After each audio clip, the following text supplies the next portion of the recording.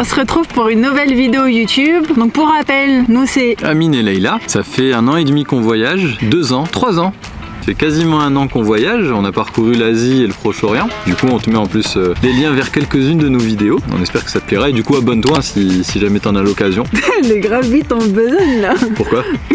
Ouais non, abonne-toi pour nous soutenir, c'est cool.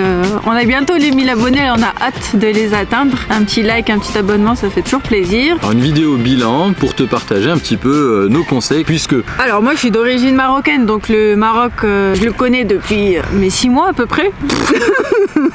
Non mais c'est un pays que je connais, j'y vais tous les ans depuis que je suis bébé. Mais du coup j'ai pas un regard très objectif ou touristique on va dire en tant que voyageuse du Maroc. Mais cette année pour la première fois, grâce à toi. Le Maroc a eu la chance de m'accueillir en tant que ressortissant du pays voisin qui est l'Algérie. Non mais du coup moi j'y allais avec un regard vraiment neuf et touristique. Je connaissais pas du tout le Maroc, c'est la première fois que j'y allais. Là on va te partager nos conseils si tu es un futur voyageur au Maroc, tu prépares ton voyage, tu as des petites questions, on espère qu'on va y répondre. On va t'expliquer un petit peu l'itinéraire qu'on a suivi, ouais. On va te parler du budget, des transports sur place, de l'administratif et on conclura sur les aspects vraiment pratiques. On sait que le Maroc c'est un pays très touristique et que globalement les gens connaissent. Tu vas trouver plein d'infos. Mais là vraiment on va cibler des trucs où on n'est pas sûr que tout le monde le sache si on ne te le partage pas. Les trucs basiques tu les trouveras ailleurs. Là on a des petites spécificités que nous on connaît bien parce qu'on connaît aussi bien le pays. Nous on va vous dire ce qu'on a fait, ce qu'on a visité. Le contexte de notre voyage au Maroc. Il n'est pas que 100% voyage. Pas que 100% voyage. Il y a eu l'aspect familial. Tu as un bon nombre de ta famille, enfin de gens de ta famille qui résident là-bas et du coup forcément ça a été entrecoupé par ça. D'ailleurs je leur passe le salut amical. Voilà. Parce que c'est eux qui regardent principalement ces vidéos. Voilà.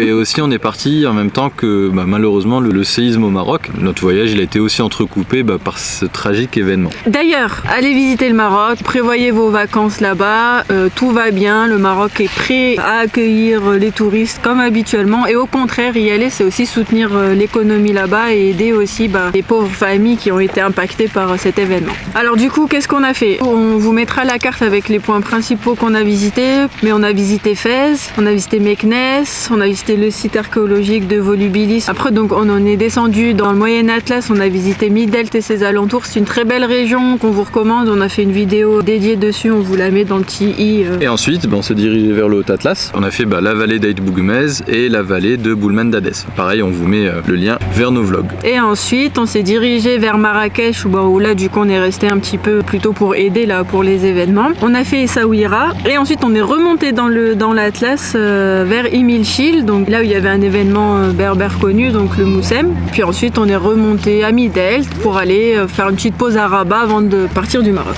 C'est ça, vous voyez sur la carte c'est vraiment une toute petite partie du Maroc puisque le Maroc c'est immense. Ça permet d'enchaîner sur un premier point, à savoir les transports au Maroc. Alors nous on avait la voiture sur place, c'est pratique c'est sûr, mais sur place vous pouvez aussi vous déplacer en train. C'est ce qu'on a fait par exemple entre Meknès et Fès. Globalement c'est très facile entre les grandes villes. Si votre itinéraire marocain il va se limiter aux grandes villes, nous on vous conseille pas forcément de louer de voiture mais plutôt de vous déplacer en train, Tanger, Asila, toute la côte, Rabat, Casa, Marrakech, Fès, Meknès, etc.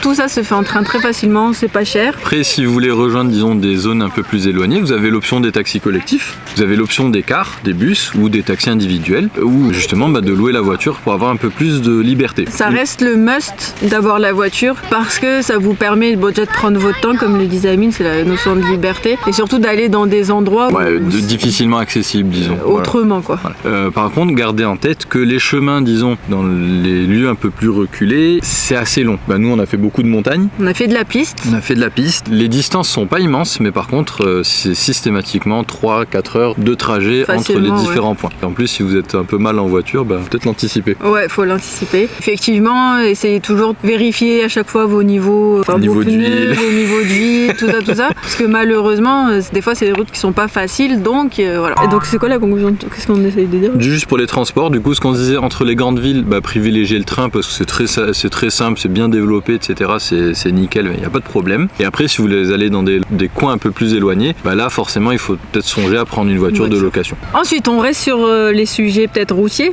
Allez. Si vous êtes amené à avoir une voiture et donc à conduire au Maroc, première chose, toujours avoir son permis sur soi, toujours avoir les papiers de l'agence de location sur soi. Quand vous louez la voiture, vérifiez bien que les papiers sont en règle, c'est-à-dire que la date elle est bonne, qu'il y a la signature du loueur, ainsi que la vôtre. Il faut que tout soit nickel parce que au Maroc, sur toutes les routes, très souvent vous allez rencontrer des barrages de gendarmes ou policiers. Enfin, il y en a partout. Tout le temps. Voilà, chaque entrée et sortie de ville, de toute façon, vous allez avoir des barrages de police. Ils vont contrôler de manière aléatoire et après vous en avez de manière aussi aléatoire sur les grands axes. Voilà, donc il faut que vous ayez tous les papiers sur vous. Il y a aussi des radars à peu près tous les 2 km au Maroc. Ne vous aventurez pas à faire des excès de vitesse. Ouais, il faut bien respecter les limitations. Voilà. Il faut être très vigilant. Par exemple, la nationale, c'est 80 en moyenne. Des fois, il y a des lignes droites où vous pouvez être limité à 100. Et d'un coup, ça descend à 40. Faut être à l'affût parce que ça fait par exemple 80, 60, 40, 20, 100, 60, 80, 20. Donc il faut être vraiment à l'affût systématiquement. Alors même si vous êtes attentif, il se trouve que des fois, vous allez vous faire contrôler. On va vous dire que vous avez fait un excès de vitesse et c'est pas toujours vrai. Ou en tout cas, vous n'êtes pas sûr. Alors au Maroc, il y a encore certains policiers malheureusement qui cherchent à être soudoyés. Si ça vous arrive, alors nous ça a été notre stratégie, on négocie pas les amendes. Si on a fait un excès de vitesse, on le paye. Et je vous conseille de faire pareil. Grosso modo, les amendes elles varient entre 15 et 30 euros, d'accord, selon l'excès de vitesse. Si un policier qui vous dit en fait t'as fait un excès de vitesse qui te coûte 30 et en fait je te fais payer 15, c'est qu'à mon avis, t'as pas fait d'excès de vitesse. Donc ce qu'il faut faire dans ce cas-là, c'est que tu demandes à ce qu'il te donne le papier, comme quoi t'as fait un excès de vitesse, et qu'il te montre le reçu, et qu'il te montre aussi la photo du radar. Et globalement, quand il cherche à avoir un petit billet, il sera pas en mesure de te montrer ça et il va te laisser filer. C'est ce qui nous est arrivé par exemple. C'est pas partout, c'est pas tous les policiers. Sûr, ça peut arriver. Ça peut vous arriver. Si jamais ça vous arrive, vous demandez à voir la preuve de votre excès de vitesse, la photo, là comme en France quand tu reçois. Et si t'as vraiment un excès de vitesse, tu payes puisque t'as fait un excès de vitesse. Voilà. C'est exactement ça. C'est la loi, il faut la respecter. C'est ça. Voilà. Bon.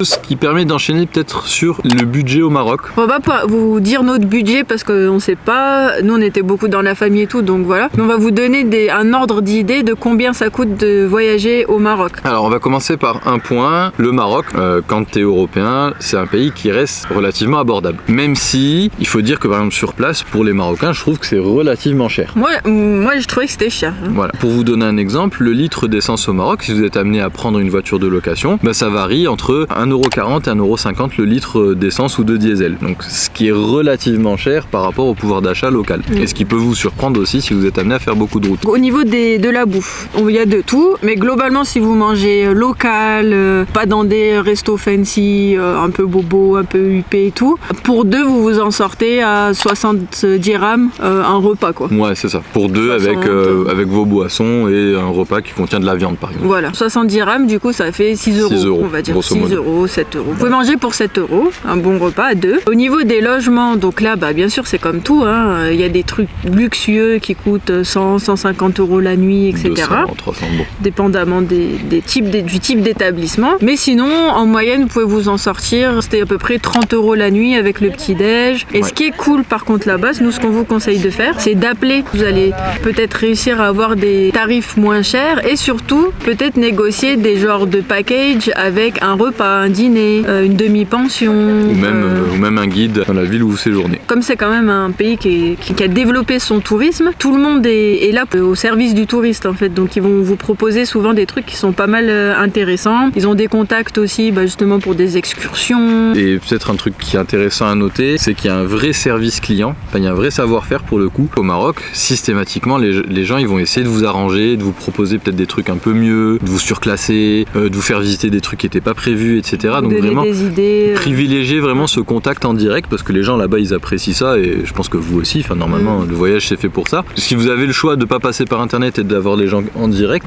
ça rajoute quelque chose et vraiment vous avez une plus-value. Yes. Ce qui est très important au Maroc à savoir, c'est qu'il faut toujours avoir du cash sur vous. Et pas un petit peu, parce qu'il y a des zones, par exemple les zones de montagne où on a pris des gîtes, etc. C'est des endroits où même les hôtels, les établissements, vous n'allez pas pouvoir payer en carte bancaire. Il faut absolument que vous vous ayez du cash. C'est très rare finalement, à part les grandes villes comme Rabat, Casa, Marrakech. Donc il faut toujours avoir du cash sur vous. Il y a des réseaux bancaires qui sont partout. Vous allez trouver des distributeurs partout, sauf justement dans les villages, etc. Après, ce qui est bien, c'est qu'ils sont indiqués sur Maps.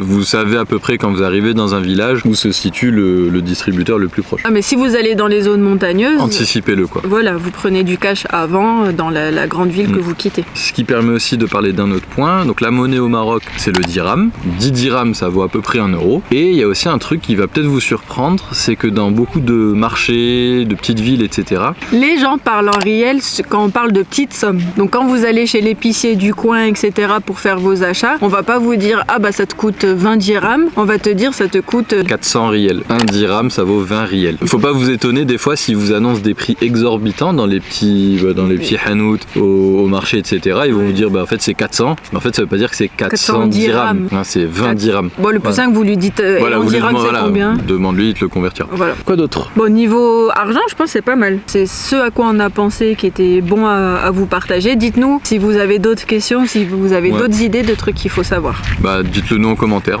Envoyez-nous un texto. Non, Instagram, on est dispo sur Instagram. On est dispo.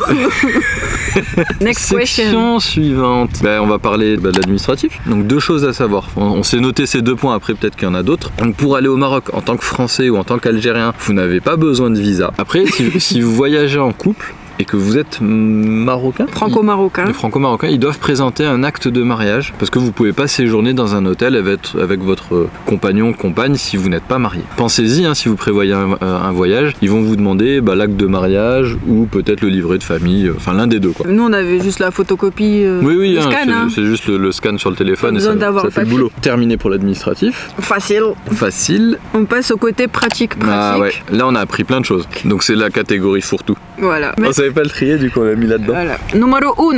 Alors, les opérateurs de téléphonie.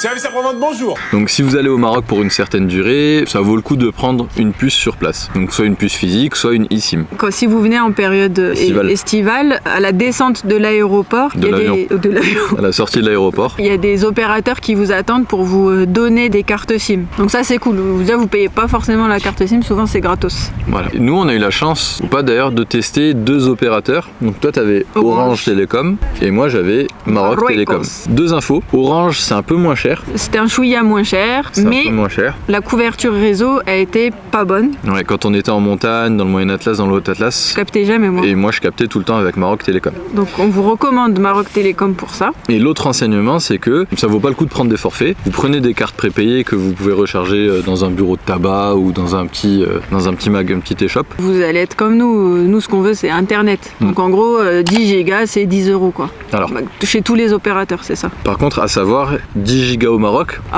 c'est 1 méga en France. C'est un truc de fou quoi. La consommation de données, je ne sais pas pourquoi. Si quelqu'un peut nous expliquer en commentaire comment c'est possible. En France, je sais pas, moi j'ai un forfait de 20, 30, 40 gigas, mais jamais j'arrive au bout de ces gigas là. Au Maroc, ça me durait 2 jours. Et sans faire une utilisation différente, c'est-à-dire que nous on fait quoi? On fait Instagram et Maps de temps en temps pour regarder des itinéraires. Et ça se dépense à une vitesse folle. Donc ça, faites attention. Bon après vous, si vous partez pour 2 semaines, c'est pas grave, nous c'est vrai qu'on y reste 1 mois et demi donc... ouais, je peux vous dire que ça nous a coûté un peu cher le téléphone. 10 gigas c'est 10 €. J'ai déjà dit. Ok. Autre sujet pratico-pratique, les tenues vestimentaires. Dans les grandes villes, globalement, il n'y a pas de tenue, de code vestimentaire à respecter ou quoi. Chacun fait ce qu'il veut, on s'en fout, venez comme vous êtes. But, si vous prévoyez d'aller visiter plutôt des villages, des zones un peu reculées, etc.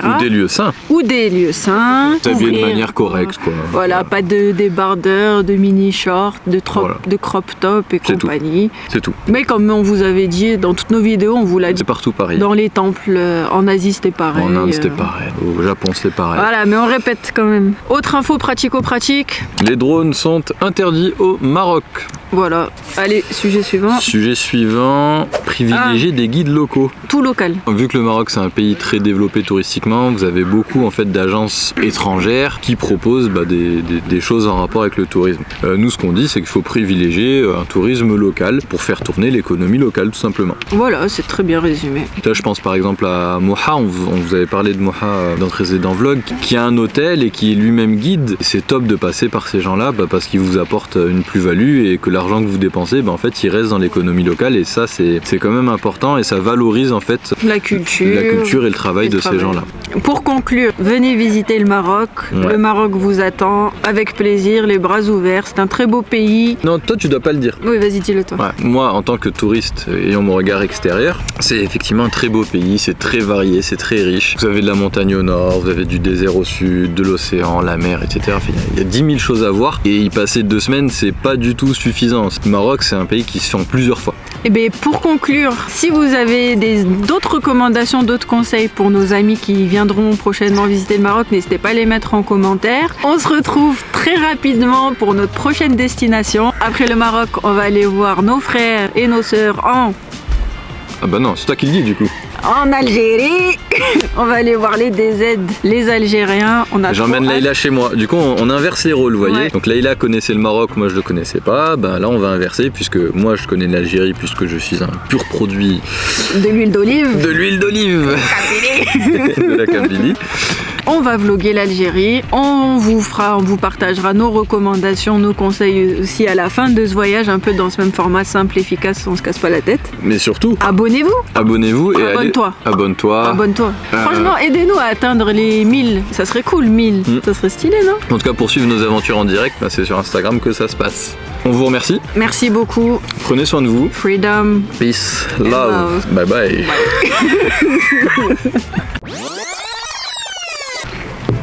J'ai le droit de m'asseoir. Mais regarde ce que je suis. C'est moi. bon, on avait mis play. T'avais pas mis? Je confirme que ça tourne. Les gens parlent en riel. Riel. Attends. Les gens. Non mais. Mais ça va pas, non? Mais qu'est-ce qui t'arrive? Non, attends. Il y a un certain code vestimentaire à respecter. Donc une chaussure noire, une chaussure rouge. Voilà, mais la noire sur le pied. Gauche. Bravo. Voilà. Voilà. C'est à peu près la fin de cette vidéo. À peu près, genre. Il y a encore 8 minutes de vidéo, on sait pas ce qui va se passer.